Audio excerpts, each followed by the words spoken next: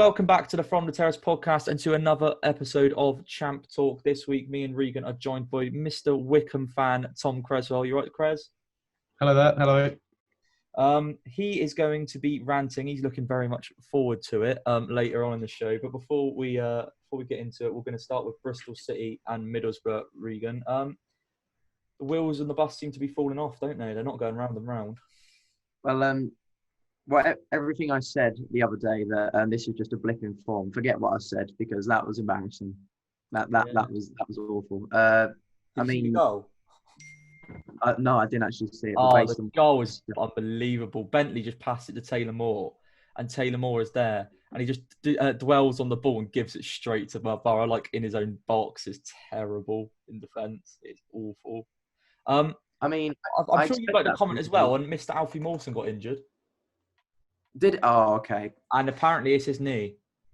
That's not good. That's quite bad because I don't know when Callas is due back. If he came on as the sub, so Callas is back at least. Okay, so it's not all bad, but I mean for Alfie Mawson's career, that's very bad because he's had that same injury for I don't know 2-3 years on and off now. They kept him out of the Fulham side for majority last season. I feel as if I remember him getting these sorts of injuries when he was at Wycombe. Like in 2012, 13, years back, and he was getting injured with this sort of thing. So it's not new for him at all. When he was on loan from Brentford. Yeah, when Wycombe Wanderers, also known as Brentford C. If Mawson's got that injury though, I worry for Bristol City. Like we said, they've got a lack of depth at the back. I mean, what do you think about Bristol City, Cres? Do you think they're actually like a team that's better this year and a team that's going to be challenging, or are they not in your sort of pre-season predictions to be up there? I think it's a weird one. I think Bristol City are one of those teams, they're sort of always just going to be in. They're just going to be there. They're just going to be sat in the Championship for like forever, really. Yeah. I don't really ever... Like, yes, they've got the potential to go up, but they just keep... The weird players they keep signing that aren't Premier League quality and probably won't be. People like Famara Jeju, he's not Premier League quality and he never will be. Much to Alfie House's despair. The bloke that signed from Oxford a few years ago. Mate. What? Callum O'Dowda, God, yeah. Oh, yeah, and then what? He played about 10 games. He was terrible. He's not Championship quality. They're putting the money in the wrong players. I think that's where they're going wrong. I think you're right on that one. Like, I mean, it'd be wrong of us to go from like 2 weeks ago saying that Bristol City looked really good to then just saying they look completely terrible after 2 games. But I did bring up, Reed, do you remember I said about the expected goal stat? And it's something, although can lie to you, it's something that's a good indicator of how you're doing. And when they were top of the league a couple of weeks ago, I was saying, they're doing so well on expected goals. It's different to how it was under Lee Johnson. They've now fell in just 2 weeks down to 12th or 13th in the Championship on expected goals. It shows, I mean, they deservedly didn't beat Barnsley and they deservedly lost to Middlesbrough. And those are 2 teams that we expect to struggle. So, I mean, I think that's concerning. Full credit to Neil Warnock and his Borough side because from what I saw of the game, somehow I saw a lot of the game but didn't actually see the goal. But from what I saw, it's just an organised display. It's like a typical Warnock team. They literally dead set the whole game. Their formation throughout the whole game, they kept their shape and structure. And we said that I think it may when Bristol City played Nottingham Forest, that's a team that they usually just keep their shape and they cause them a few problems. And we saw that against Middlesbrough. And like you said, they deservedly, Borough got 3 points at the end of the day. I think Cres brought up a good point before we move on to the Red and Wycombe game. But Bristol City are a club that has built great foundations there. The owner has built a bit of a monopoly in Bristol. He owns all of the sports teams there. He's invested heavily in the rugby teams, and Bristol City fans get annoyed at that, but he's also invested heavily in the football club. The Ashton Gate's been redeveloped. They do invest money in players, but I think the problem with Bristol City is they don't have footballing men behind the scenes, and they are just buying the wrong players. All this money is getting spent, but if you're spending it wrong, then it doesn't really get you anywhere. I completely agree, but they've got some players in that club. Like I said, I think Holden's system is what has done them really well so far. I think their squad, although packed out, and you wouldn't say there's many weak places in it, is there anywhere particularly strong where you'd say it's Premier League quality? I don't think I would.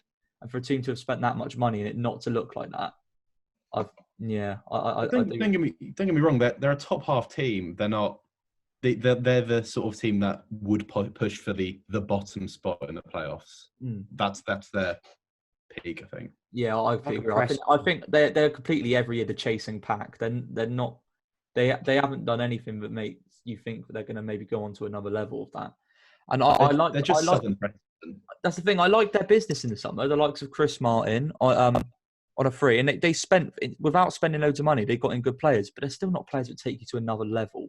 I don't think that at all. Anyway, we'll get on to Reading, who are, because of Bristol City's downfall, now top of the league. They beat Wycombe 1-0 late on through Lucas João. But we've spoken enough about Reading so far, and we haven't really given Wycombe a mention apart from just never predicting them to win. So, I mean, the floor is yours, Crez. What's going wrong at Wycombe? Well, I don't know if... I think going wrong, again, is a very harsh thing to say. I don't think there's a wrong and a right that Wycombe can do this season. Because I remember you saying a few weeks ago, is this sort of a freebie for Wycombe this year? Maybe. Yes, no one expects us to get promoted. And, you know, it was under weird circumstances. And now everyone in League One hates us. And for some reason, Exeter hates us as well. But I don't know about going wrong. I think what we're doing, we know we're not we know we're not big. We're not a big club. I think that's a fact. And everyone recognises that. We are minute. We're barely League One. I think we got promoted too quickly. So we got to League One. We didn't settle. We had a League Two squad, pretty much still. And then got to Championship with largely the same squad. And the additions we've made over the summer, lackluster, I think, is the word to use. You look at the players we bring in, Uchek, Piazzu. I don't know what the question is, but if that man is the answer, I can't. You can rant on about target man, but this man barely got a good goal-to-game ratio in League Two. How can he be sort of pushing Wycombe anywhere near, just near above 20th? It's not going to happen. Yeah. Daryl Horgan, I think, passed it, maybe. He was sort of on the ropes in the Scottish League, which is... I mean, he didn't make it at Preston, which just says it all, doesn't it? No, yeah. After he played quite a few games at Preston, I think, didn't he? Up in like the 70s, 80s. Yeah, but again, he never really... sort of... Yeah. Who else do we bring in? Ryan Tafazoli from Hull, a third choice centre back for a club that got relegated. What's the point? We signed a sub goalkeeper on a free. What's the point? I remember you saying to me that you think that what Wycombe are doing here, rather than giving the Championship a good go, they're trying to build a squad that is sustainable in League One. Exactly. But people forget that it wasn't just that Wycombe came up with a relatively poor squad. They were a club that was expected to be relegated from League One. I think for most people. I think there was a famous, a well-known thing that Ainsworth said at the end of last season was he had a press clipping in his office last season of the predictions for League One. I don't know who predictions it was, but it's like Wycombe 24th, and he had that in his office all season. And then when obviously we won the playoffs, that was made very well known by him. But again, as you say, I think the money that we've earned from coming up has been redeveloped straight back into the club. The reopening of the B team academy sort of thing, taking young talent rather than just having to only buy first teamers, being able to develop proper talent in Wycombe is, I think, the step to becoming a bigger club rather than just sort of having to hoover up free agents from just. So have Wycombe adopted a similar model to Brentford then, or is it a complete academy? I think so. It's not an academy per se. I don't know too much about it. I don't know if it's sort of bringing in sort of really young players, but I know over summer especially, the signings that we made for this team were all sort of 18, 17. A couple of them have already featured the first team, which is kind of scary. We don't know if they're good, who knows, but if they're hungry, they can play. If you're good enough, you're old enough and all that, right? Yeah. So, I mean, I guess, are you saying that, although obviously you want Wycombe to be doing better, can you understand Ainsworth's comments saying that, like, when he comes out every game just says, we're Wycombe, we're giving it a go? Or would you still like them to just I mean, would you like the performances still to improve? Like, I know, I guess that's a silly question, but like, are Wycombe fans just happy to sit there and accept defeat on this one? Or? I think I don't know, because I don't watch. I'm poor. I can't afford iFollow. Also, because it's a terrible service. Yeah. So I don't pay for that. From what I can tell on Twitter, either we're being glammed up by media by saying, "Oh, close effort," but I don't know if a close effort's actually a close effort or if it's gone 20 yards wide. Like, So by the sounds of things, we are playing well. Like Wycombe Twitter, if that's a thing, like the fans and stuff, are actually sort of quite optimistic about it all. But this is the results aren't coming. We've scored 1 goal. We've lost to teams we should be beat. The teams around us. We lost to Luton. We lose to Rotherham. I mean, if you're losing to those teams, you're sort of doomed, aren't you? Yeah, if you're getting no points out of games against Luton and Rotherham, it's not a good start. And I think the fact that Sheffield Wednesday are 4 points behind, and they started on -12, quite scary. I mean, is the optimism coming? Is the optimism from the fans that they'll start picking up points soon, or is the optimism, like you say, that they also see the bigger picture and there's a long-term plan there? I think fans. Yeah, I think the fans are very much sort of big into bigger pictures. I remember everyone sort of harped on about last year, especially harking on about the 5-year Ainsworth plan, which started obviously 5 years ago when we nearly got relegated at Torquay. And since then, it's just going straight up, straight up, straight up. But again, I think this is the start of a new plan, which is just to be self-sustainable.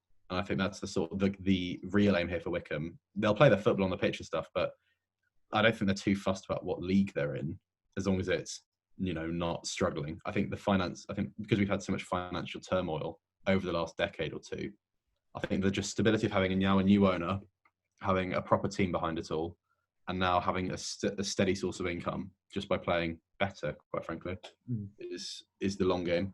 Well, lastly, do you think the Championship's a good thing to happen to Wycombe Wanderers, even if you do go down, and that seems inevitable? Do you think the money you get from being in the Championship has given you, and also sort of a year where the matters on the pitch it doesn't really matter because you're expected to be relegated? Do you think that's helped them, or are you worried that there could be a Yeovil Town on the cards? Well, I didn't want to mention Yeovil just because I don't want to curse it, but I think the main aim because I think when did Yeovil come up to the Championship? Was it 20? It was the year we lost 2013. They came up 13. I don't remember why were they so bad? Did they spunk their money on bad players or? They were just bad, mate, and they somehow beat us. They weren't. I think it was a bit of a Wycombe, as in they were a team that weren't even expected to be there, and they just put in a really good run under Gary Johnson, who's a good manager. Yeah, and they got up and they didn't really have much money to spend in the Championship either. I'm pretty sure. Okay, I think the key aim now for Ainsworth and the team is just to avoid a Yeovil. I think as you said earlier, with the signings we've brought in these players, we've reopened the B team, and that's just to make ourselves a solid League One team, and that's all it is really. We're not a big club. There's a lot of potential in Wycombe. Don't get me wrong, but I don't know. I don't think the fan base is particularly there. If I'm going to be honest, you look at Wycombe. It's 20 minutes away. It's half an hour away from Watford. Yeah, I get borderline established Premier League team. I see what you mean. I think for a long time Brentford felt like that though, but I guess we were helped with. I think any club, any fan base can push their way through the leagues and be sustainable. It just depends on ownership. And yeah. I don't know about Wycombe's ownership, but clearly they're not loaded, even if they have the best interest. Yeah, they've got a bit of money, don't get me wrong, but they're not sort of the bankrollers. They're not like the Salford owners. They're not going to be pushing millions and millions through just to raise money through the leagues. Yeah, exactly. Well, that game was 1-0 to Reading, and obviously Reading sits top of the Championship, but we have mentioned them before. The last game we're going to talk about from the midweek fixtures before we move on to next weekend is Sheffield Wednesday 1, Brentford 2.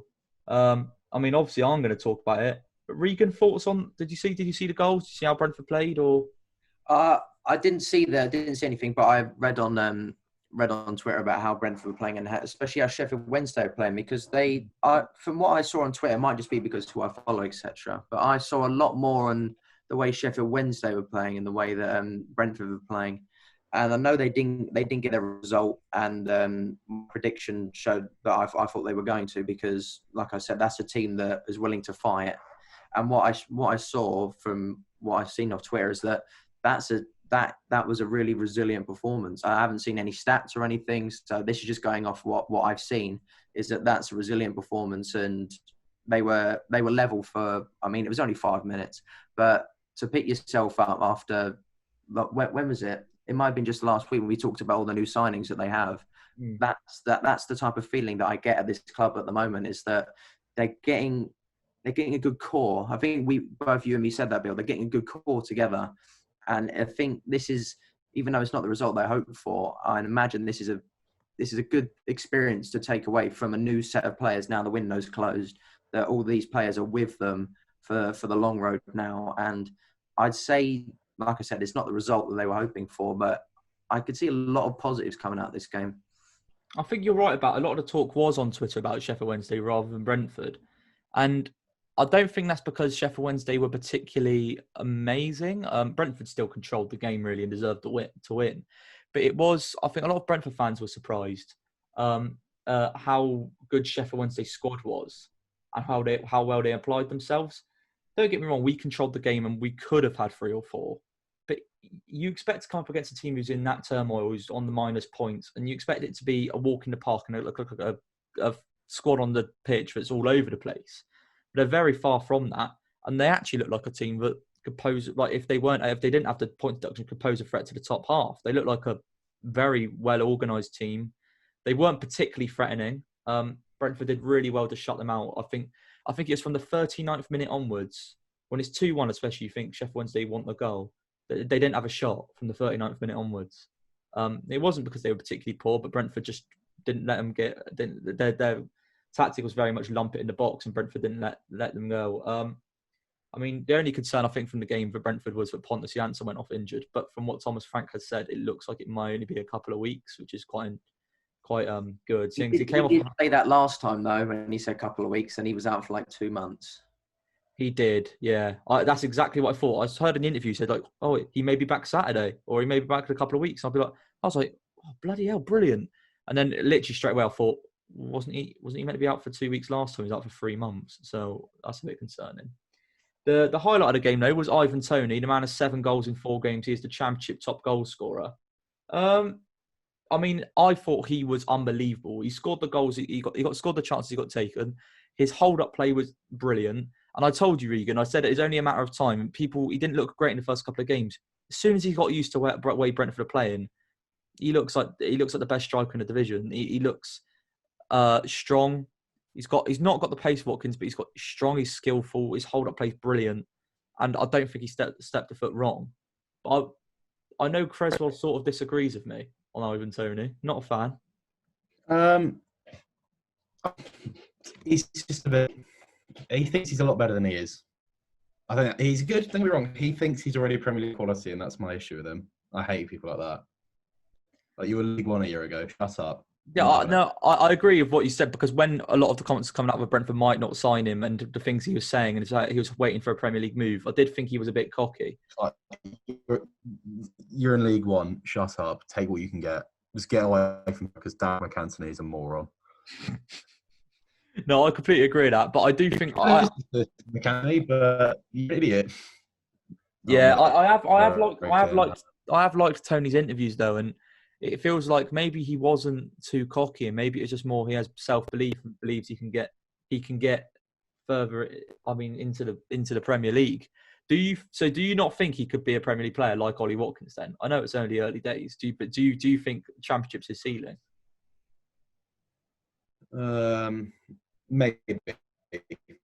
Waste the Premier League, I think. I think the Championship is the Premier League is a monumental step up. Will he make it after 1 season in the Championship? How old is he? I believe 24. Okay. Maybe, but not for a big team, mind you. Okay. I mean, that's for a Crystal Palace. Yeah. That seems to be the club that everyone just says, oh, they can. Because they're forever mid-table, aren't they? So yeah. I mean, before we move on, I'll finish on Ivan Toney. I think, his hold-up plays, but I think he is actually a better striker than Ollie Watkins. But I'm not going to say he's not a better player yet. There's definitely not a better player. But in terms of, from what I've seen of him in the box, just get a ball into the box and Toney will score. It just seems as simple as that. His conversion rate is off the charts. So I'm happy with Ivan Toney. And I'm happy with Brentford winning back-to-back games. But anyway, we're going to get into into the weekend's fixtures and start our predictions. And Krez, you're going to be our first guest to make the predictions. We're going to get a few on. And we're going to see how the guests actually compare to us. And we're going to see who gets the best sort of, I don't know, conversion rate on their guesses, on their predictions. We can see how the league table pops up towards the end of the season. We'll do a little update in a couple of weeks once we've had a couple more guests. The first game of the weekend, Regan, Krez, I'll let you two go first. Before you go on. Oh, sorry. Oh, piss off. Because So I got 6, which is... What did I get? Come on, I swear I did well. 8. What? You say 8? 8. Yes. Yeah. Yes. So the gap is now... midweek under the lights, baby. That's how I like it. The gap is now 4. So it's 28. It's 28 to 24 now. So We'll be level-headed after this weekend, so don't you worry about that. who am I gonna predict? Jesus. Right. So first game for you two to predict. We've got Watford, Bournemouth. Regan, you go first, then we'll let Krez go, and then I'll. Watford, Bournemouth. I got to say, I did actually predict Watford to win 3-1 against Blackburn, and they did win 3-1. And I was correct that Ismaila Sarr did play. I mean, he didn't score. And João Pedro scored, which is interesting because I think he's got quite a few this season already. So he's obviously a very good fit for the Watford side. I like the way Watford are playing, and I just think because there's more players to come back into the team that want to make that push, I could see them just... This is the beginning for them to march up the table, so I'm going to say Watford. Do you agree, Krez, or are you going to go? Yeah, 100%. Don't think Bournemouth have looked like the team I thought they were going to be this year. I think Watford just have just a better team. I think they might not be higher in the table, but I just think they've got. See, I've been a backer of Bournemouth so far this season, but a lot in my brain is telling me that I should go for Watford. And I think, I think I'm going to go Watford as well. I'm not going to change. I'm not going to be different on this one. I just think Watford are starting to show their quality in this league. Next one's another tasty game at the top of the table. Bristol City, Swansea. Swansea have had a bit of a hard time with it the last couple of weeks, as have Bristol City. It's 2 out of form good sides. What are we saying for that? I don't know, because Swansea, obviously the other week they lost to Huddersfield and we were just shocked by that. But when you look further, Huddersfield actually deserved the win. And they drew 1-0 against Coventry, which was just a bit of a nothing game, really. We didn't really expect too much from it, which shows like people's attitudes towards Swansea at the moment. And I'm going to go off the fact that I think this is just a blip for Bristol City. And hopefully, for their sake, Thomas Callas comes back and he starts. Because without Alfie Mawson or him at the back, I think they'll be in quite a lot of trouble. But I'm going to go off the fact that I think Callas will get back to full fitness and will create a bigger leadership presence at the back. So I'm going to keep going until they prove me wrong, that they're destined to be crap from now on. But I'm going to back Bristol City. Agree, Krez? No, I disagree. I think Swansea. I just think Swansea will do it. Swansea are a proper team. You know what? Sorry, tell that. They're like they're a playoff team, aren't they? They're the team that will. Yeah, I just think they're better than Bristol City. Sorry. I actually agree with Krez on this one. I'm going to go Swansea. A bit out of hope that Bristol City's wheels are falling off, but also from the fact that I've seen this all before. We've all seen this all before. Bristol City start well. They lose one game and suddenly all the confidence goes up. They're a team that plays so off confidence.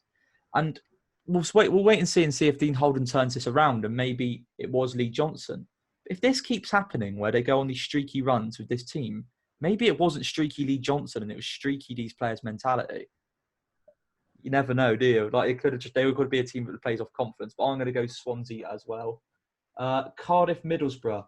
Warnock up against his old side. Neil Harris, Warnock football. Yes, please. Have me a bit of that on a Saturday afternoon.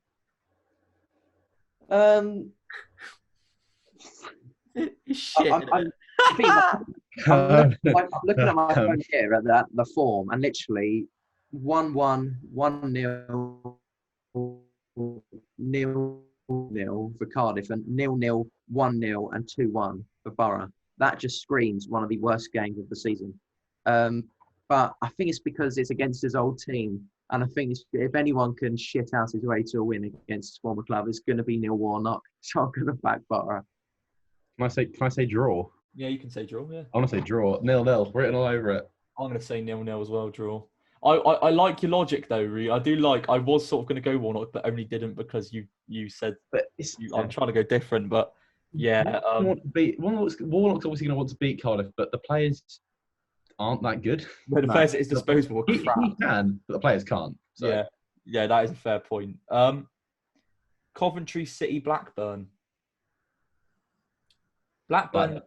Yeah, Blackburn. Yeah, you going Blackburn? Blackburn has to be. Coventry, yeah, they're right. But Blackburn again, established I squad is think that better. very much does sum up Coventry. They're all right. They'll stay up, but Yeah. they're I think not. quite comfortably they'll stay up. But then they are at risk of becoming a yo-yo team. I think. Yeah, I agree. Just a bit of Barnsley. It's the case of two teams that are massively out of form because coming out the international break, Blackburn have been awful.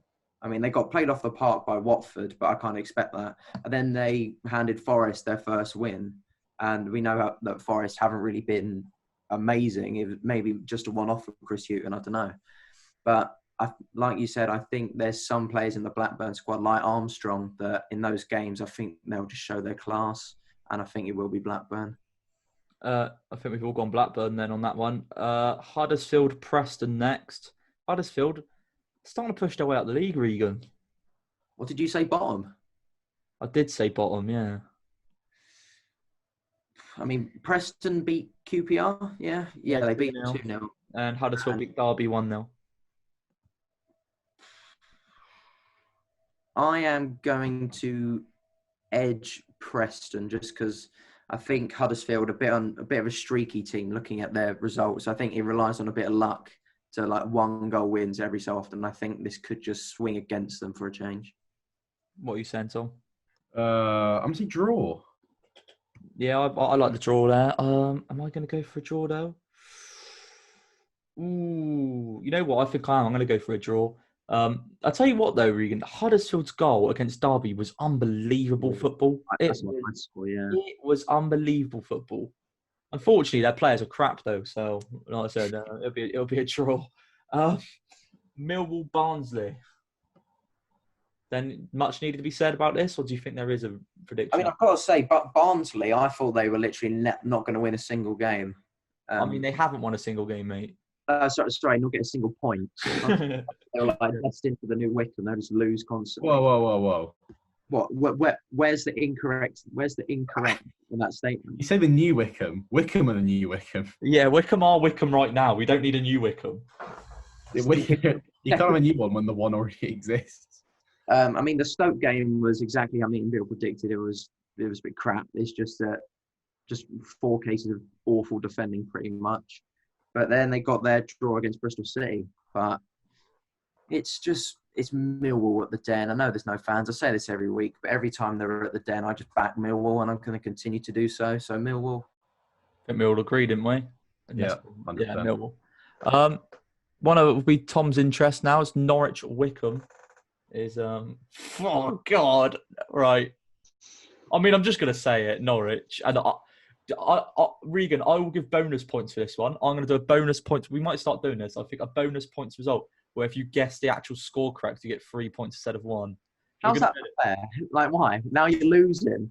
Huh? Now you're losing. You want to implement bonus points? Do you mean that now I'm losing? Oh, sorry. I've been losing the whole bloody time. I bet if you were winning, you wouldn't have said that. No, probably not. Go on then, but I'll give me a score prediction then. Maybe you won't improve. You've got to get it right anyway. I'm gonna go 4-0 Norwich on that. Crushing.